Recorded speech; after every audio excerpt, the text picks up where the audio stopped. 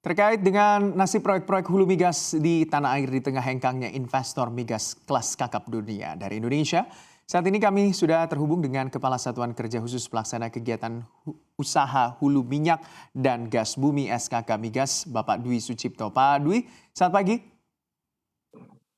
Selamat pagi, selamat pagi Mas Gibran. Ya, Pak Dwi, ada kabar begitu ya bahwa Exxon ini mau hengkang. Apakah ini memang bisa dikonfirmasi, Pak? Kalau memang benar, apa sebenarnya yang menjadi alasannya? Apakah karena memang cadangan minyak di Blok Cepu ini sudah tidak ekonomis lagi dari kacamata mereka?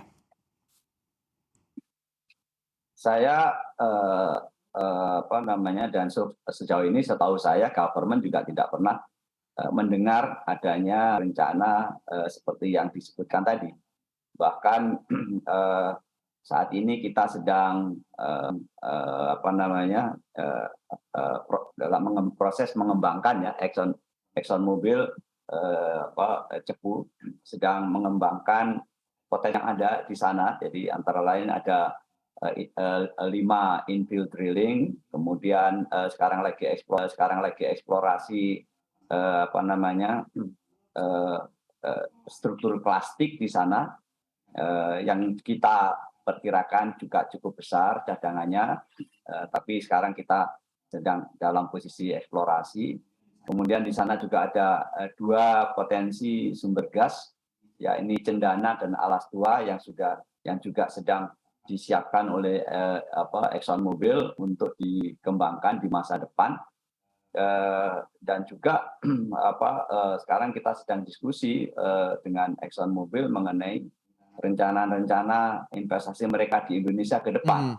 Jadi saya baru tahu pagi ini nih dari Mas Gibran ini. Oke, karena saya melihat juga di informasinya Pak di berita, bahkan Wakil Ketua Komisi 7 DPR RI Pak Edi Suparno juga mengkhawatirkan kalau memang kabar ini betul adanya, ini bisa saja tentunya ini menjadi sebuah hal yang buruk sebenarnya juga bagi iklim investasi di hulu migas Indonesia. Berarti bisa saya konfirmasi dari SKK Migas tidak membenarkan atau tidak ada begitu ya Pak informasi bahwa Exxon ini akan keluar dari Tidak. Indonesia?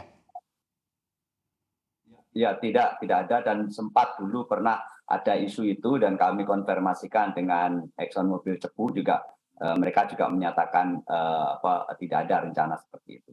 Oke, tapi kalau kita lihat Pak secara ekonomis sebenarnya yang mereka lakukan atau eksplorasi yang mereka lakukan di Blok Cepu, apakah memang hasilnya masih ekonomis atau seperti apa Pak dari pandangan Anda?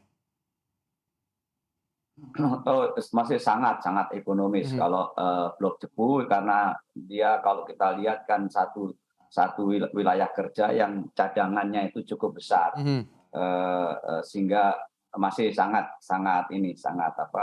ekonomis lah kalau kita lihat. Bukan hanya dalam level keekonomian di nasional saja, tapi saya kira Blok Cepu masih bisa bersaing dengan keekonomian WK-WK yang lain yang ada secara global ini. Dan Berarti kita Blok tahu Cepu ini masih menjadi penopang Pak untuk lifting migas kita?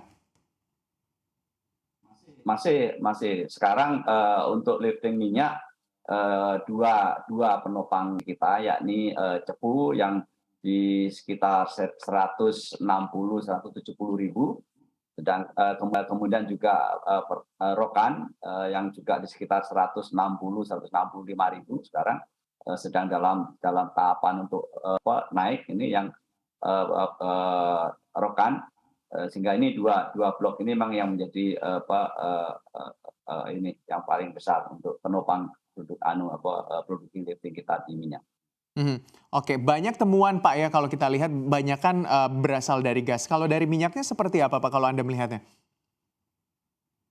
Ya, dari ada beberapa potensi yang di minyak yang ke depan akan kita semuanya sih pada umumnya ketika ada gas lalu ada minyak, dan kemudian untuk wilayah-wilayah kerja yang berpotensi untuk tambahan cadangan minyak ada beberapa sekitar.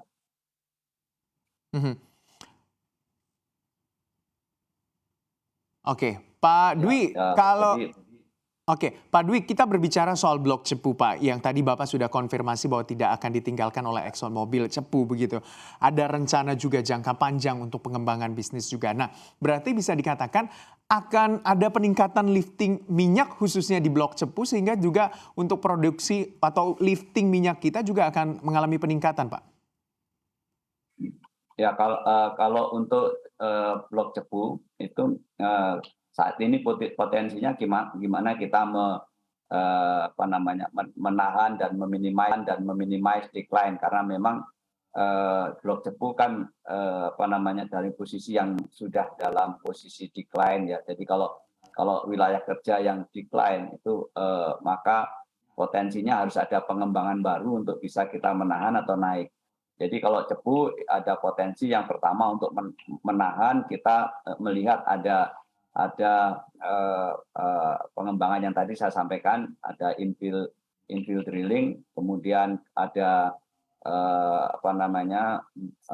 West Kedung Kris West, lalu kemudian ada yang saat ini sedang kita explore, yaitu struktur klastik yang mudah-mudahan ini dari perkiraan awal struktur klastik ini cukup besar, dan tapi kita juga harus nunggu hasil pengeboran 2 sumur di tahun ini dan awal tahun depan. Kemudian itu yang untuk minyak untuk Blok Cepu. Kemudian untuk Rokan dengan aktivitas minyak nanti kita harapkan akan meningkat ini. Saat ini pada saat Chevron meninggalkan Rokan, itu produksinya sempat turun sampai 150.000. Saat ini sudah naik ke 160.000, 165.000. Dan targetnya dalam waktu dekat tahun depan kita kita harapkan bisa meningkatkan 170.000, 180.000. Salah satu program besarnya untuk Rokan adalah pengeboran yang masif dan agresif, dan kemudian